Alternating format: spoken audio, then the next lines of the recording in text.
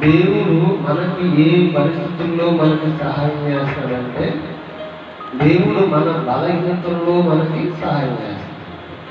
ఆమేన్. చెప్పండి హల్లెలూయా. ఎప్పుడు సహాయం చేస్తాడట? దేవుడు మనకు ఎప్పుడు సహాయం చేస్తాడు, ఎప్పుడు మన పక్షముగా ఉంటాడు, ఎప్పుడు మన మీద దిగు వస్తాడంటే, దేవుడు మన బలహీనతల్లో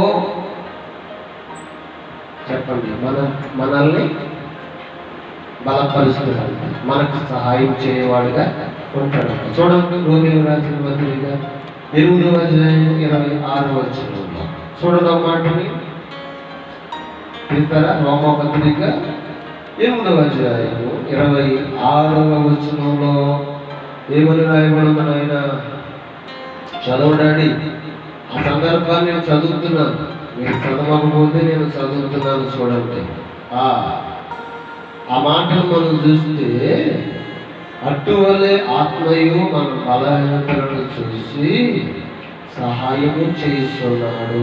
ఎలాగనగా మనం ఇంకా యుక్తముగా ఎలాగున ప్రార్థన చేయవలనో మనకు తెలియదు, కానీ ఉచ్చరింప సత్యము కాదు, మూలుగులు ఆత్మ తానే మన పక్షమున విజ్ఞాపన చేయవాడుగా ఉన్నాడంట.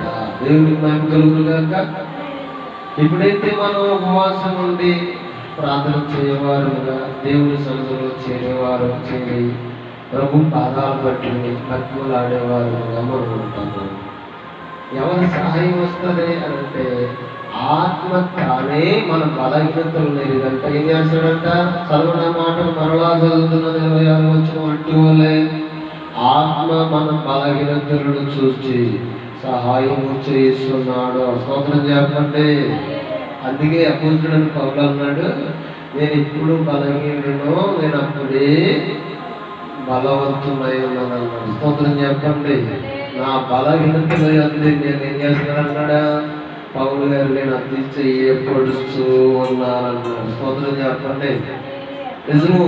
యెహోవా ఉత్తముడని రుచి చూసి తెలుసుకున్న నరుడు ధన్యుడు. నిజమే కదా? ఉపవాస ప్రార్థన శక్తిని ఎదిగి ఉన్నవాడు ఏం చేస్తాడో తెలుసా? బైబిల్